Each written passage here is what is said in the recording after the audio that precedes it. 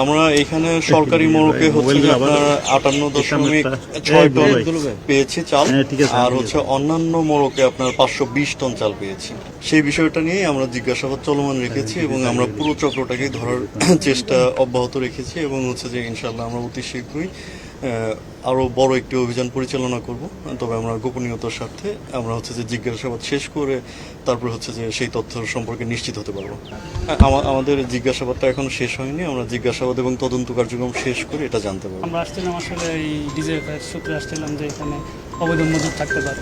আমরা আসলাম এখানে কিছু সরকারি মোড়কে আমরা কিছু খাদ্য দপ্তরের মোড়কে কিছু বস্তা পাইছি, 172 বস্তার মতো আর কি, 58.6 টন। তো এগুলো আসলে সরকারি মাল, ওইটা খাদ্য দপ্তরের যিনি আসছেন উনি নিশ্চিত করছেন। এগুলো কোনো লাইসেন্সও নাই। র্যাব যে ওই বললো আর কি যে এখানে আসলে আমাদের এই এটার পিছনে যে চক্রটা আছে এটা আসলে বোঝা যাচ্ছে যে একটু চক্রটা একটু বড় এবং এটা উদ্ঘাটন করা জরুরি। সেজন্য নিয়মিত মামলা নেওয়া হবে, ওইখানে আদালত আসলে সিদ্ধান্ত নেবে। এবং হ্যাঁ, আপাতত পুলিশের জিম্মায় থাকবে, পুলিশের জিম্মায় জব্দ হবে, আদালত সিদ্ধান্ত নেবে আর কি। আটক তো একজন আছে, আটক আছে যে মূল হোতা আছে এবং তার সাথে কেউ ছিল কিনা আমরা সেটা খতিয়ে দেখছি। কিভাবে সরকারি চাল আমাদের চোখকে ফাঁকি দিয়ে এখানে চলে আসলো এটা তদন্তের বিষয়। এটা নিয়মিত মামলা হবে, বিশেষ ক্ষমতা আইনে মামলা হবে।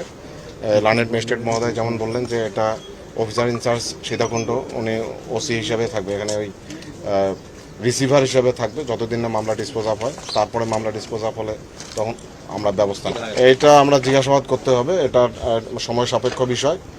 আমরা জিজ্ঞাসাবাদ করে আমরা এর ইনস আউটস ভিতরে বাইরে কে আছে না আছে এটা তদন্তে সব বেরিয়ে আসবে। আমরা আমাদের অভিযান আমরা অব্যাহত রাখবো। এ ধরনের যদি তথ্য আমরা জিজ্ঞাসাবাদ করছি, আপনারা জানেন যে কেবল হলো জিজ্ঞাসাবাদ করছি, জিজ্ঞাসাবাদে সব কিছু বেরিয়ে আসবে বলে আমরা বিশ্বাস করি। কারণ হিউজ পরিমাণ চাল, এত চাল কোথা থেকে কিভাবে আসলো এটা জানার বিষয় আছে। আসলে আমাদের কিছু বিলি খাত আছে, যেমন ধরেন কাবি খাত, টিয়ার, তারপরে পাহাড়ে আছে আপনার শান্তকরণ। এই প্রজেক্টের চালগুলো সাধারণত বিক্রি করা হয়। তো উনি প্রপার ওয়েতে কিনলে, উনি যদি রসিদ ইভেন লাইসেন্স দেখাতে পারেন তাহলে এটা অবৈধ বলা যাবে না। যদিও এটা আপনার ডাইরেক্টরেট জেনারেল অফ ফুড মোড়কে লেখা, আমরা ধরে নিচ্ছি যে এটা খাদ্য অধিদপ্তরের মোড়কের বস্তা, যেহেতু এটা সরকারি গুদাম থেকে বেরিয়েছে। তবে কী খাতে বেরিয়েছে বা ওইটা তদন্ত সাপেক্ষ। আর দ্বিতীয়ত কথা হচ্ছে যে ওনার যে মজুত করেছেন ওনার কিন্তু কোনো লাইসেন্স নাই। হ্যাঁ, এটা সম্পূর্ণভাবে অবৈধ। লাইসেন্স ছাড়া ফুড গ্রেড লাইসেন্স ছাড়া কোনো কিছু করা, মজুত করা, এটা সম্পূর্ণভাবে অবৈধ।